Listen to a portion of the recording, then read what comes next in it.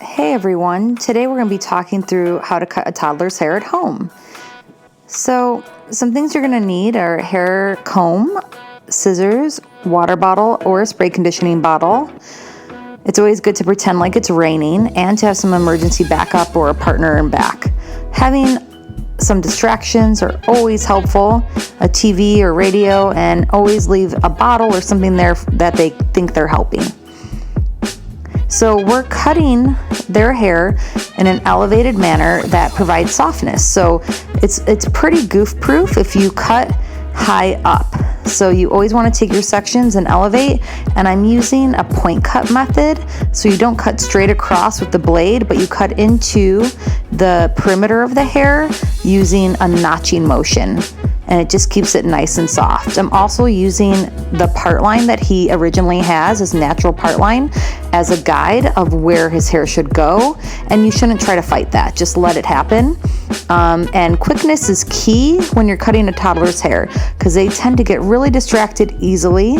So again, try to go around fast as you can. It does not have to be fully wet, which is really helpful because their hair is usually fine at this age.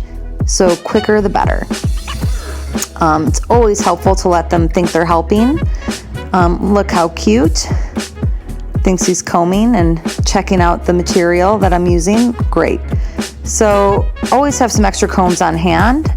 And then instead of always using vertical sections around the side, like I'm doing right now, I'm also going to create horizontal sections so I can grab a bulk of hair at a time and still use a notching method or a point cutting method so it stays soft. So again, it's not about being perfect. It's about getting the haircut that you need in for the times that we're going through and keeping it clean.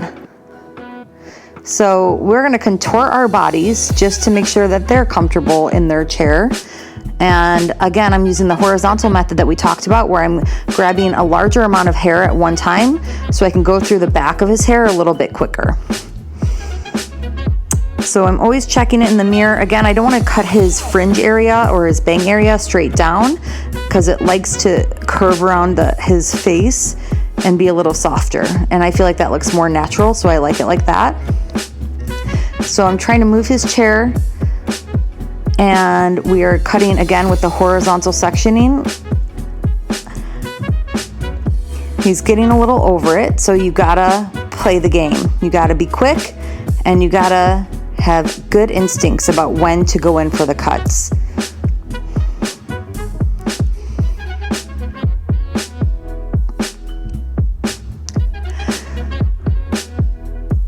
So we're almost done with the haircut. And again, I'm using elevating partings. Oh yeah, he really likes that comb. But elevated partings will help you keep things soft. So again, it doesn't have to be perfect. Everything will kind of just blend and melt together when it lays back on his head.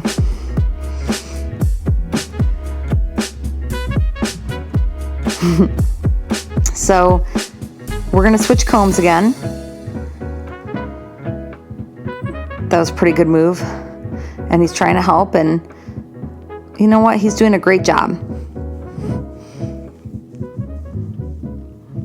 Ooh, scissors are never an option for negotiation tactics.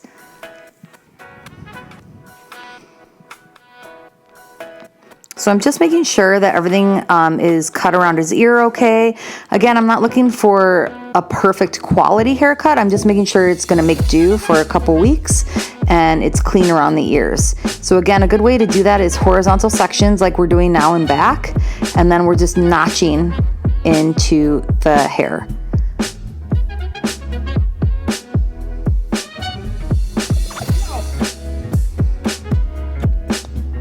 Quickness is key.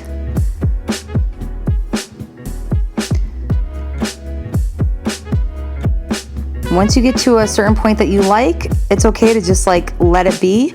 We're good. That's our haircut. So at this point, it's always great to use gravity as our friend. So just shake the hair off. They love this. They're at an age that they think this is hilarious. But for us, it's just really helpful to get most of the hair off. And great news is toddlers love to clean, and they're going to grow out of this pretty quickly, so encourage them to help you sweep, and there will be less work for you to do to clean up. Thanks for watching, everybody.